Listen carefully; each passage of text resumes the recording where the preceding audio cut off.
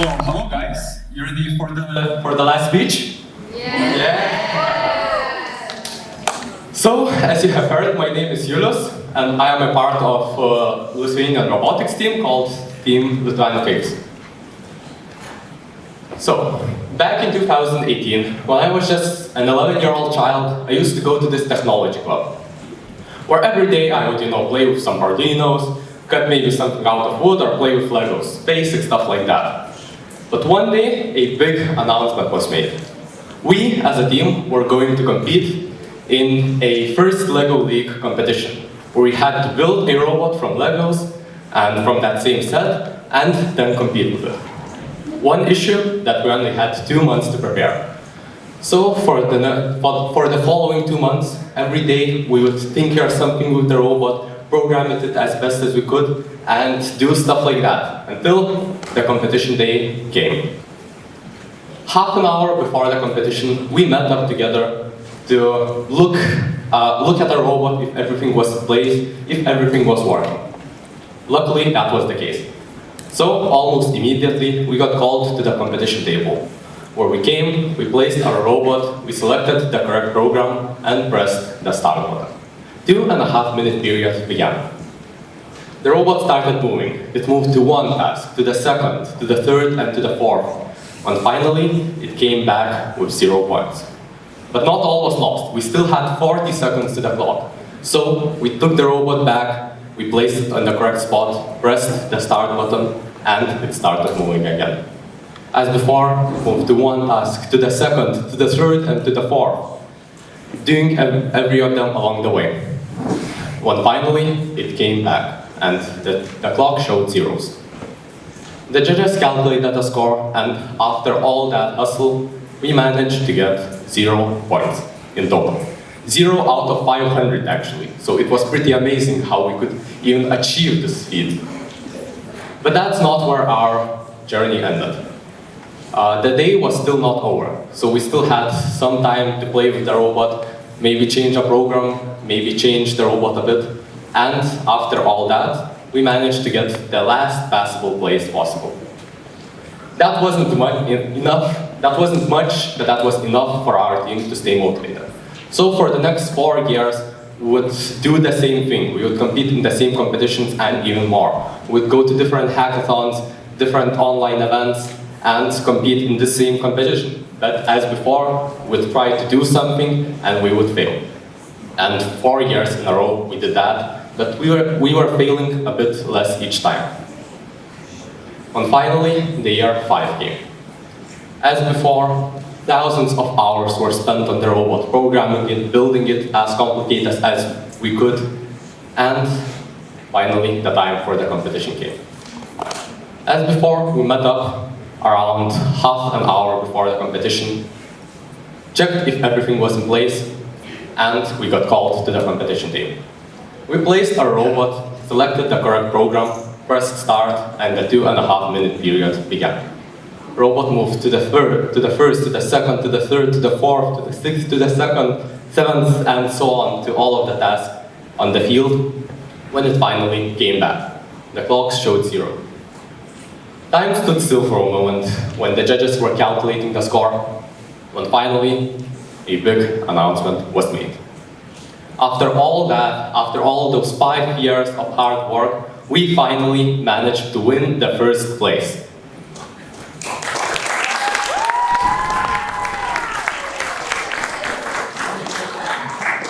So you may ask yourself, how could we, 11-year-olds, clueless 11-year-olds who have an attention span of around 5 minutes, I would say, how could we work for 5 years in a row and failing along the way and still keep ourselves motivated?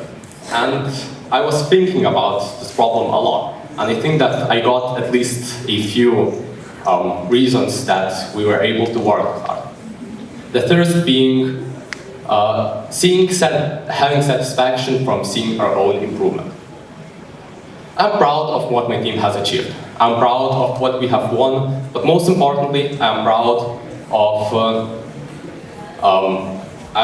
the growth that we have experienced throughout the ways. Those 11-year-olds could not even dream about knowing how to program something in Python, or how to use a 3D printer, or how to tell a speech. Well, that's what I'm doing right now. Back then, I was pretty clueless, as my entire team was. But that fascinates me the most, because from that state we managed to grow to building robots like this, which is 5 times maybe bigger than that last robot, and even bigger robots than this.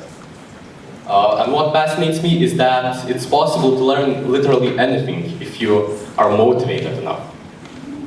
But of course, if staying motivated was that easy, well, it would be too easy, wouldn't it? So I was again thinking, what was else that kept us motivated? What else could do that? And after a lot of thinking, the second thing rose to mind, which was being in a team. Well, of course you might think, you have companies like Google, Apple, and stuff like that. They all have team-based structures. Of course, it has to be good, But I have other reasons for myself. For me, being in a team means being surrounded by like-minded individuals. And just like that, you can have much more fun. Yeah, I said it, fun. Probably you wouldn't expect that for something like robotics to have the best achievements. You need to have fun, and enjoy, have, times off where you are just with your team doing nothing about robotics. But believe me, working for 5 years in a row and trying to stay motivated without burning out, well, it's pretty complicated, isn't it? So fun was probably one of the main things that kept us motivated. But something is still not enough. Once again, it would be just that, it would be too easy, wouldn't it? So I was back to thinking, what was that main thing that would keep our team motivated? What was, if you removed every other thing, what was enough to keep our team motivated? And after a lot of consideration, I think that I got even that.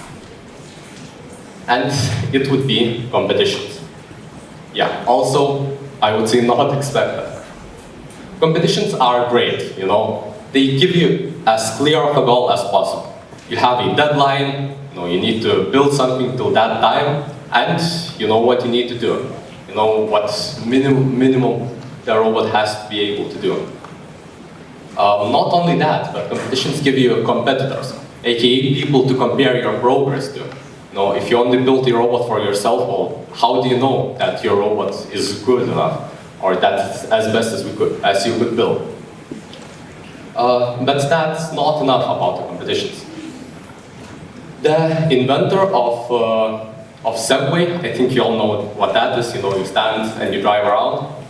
Also, the initiator of the competitions that me and my team have competed in, a person named Dean Kamen, once said, if we want the students to be more motivated to learn, if we want them to learn more efficiently and like it, we don't need to try to look on how to improve the learning system or the teachers. What we need to do is we need to try to make more competitions for them.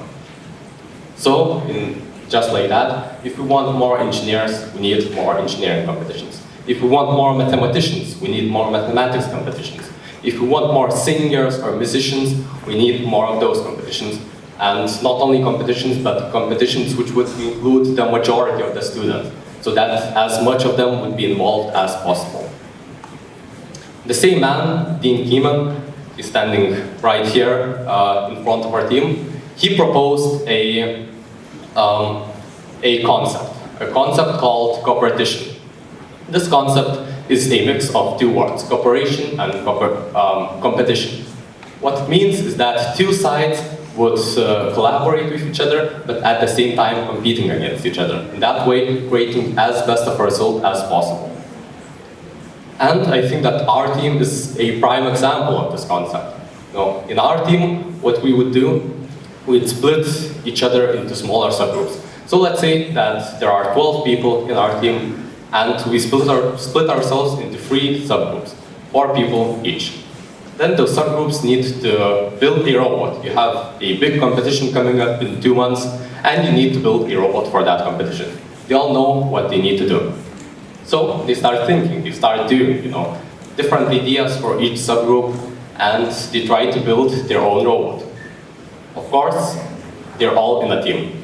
So if a person from one subgroup has challenges with some sort of task, or he can't make a program for a robot, he might borrow the program from another subgroup.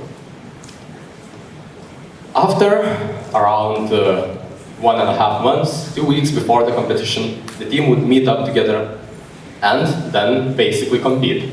See which robot can score the most points, which robot is the fastest, most durable, and that way we finally reach the conclusion of which robot moves to the big competition happening somewhere else. This robot, which you might have seen in front of you, standing there, staring at you menacingly, doing absolutely nothing so far. This robot was the example of it being in use in our team. It was one of 5 actual robots built for one competition. So you can imagine that there were a lot of different ideas, a lot of different ways.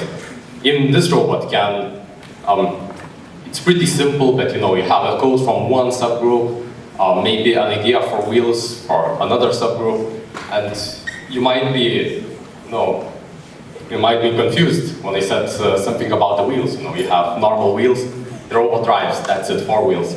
Well, even that can change. We had 5 robots with 3 totally different drive shafts, so you can imagine that there are a lot of ways to build your robot.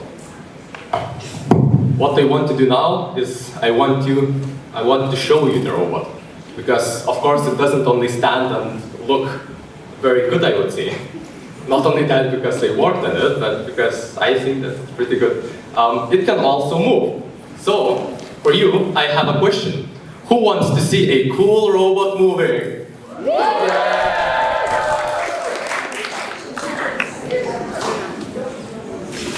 This robot is really simple, I would say.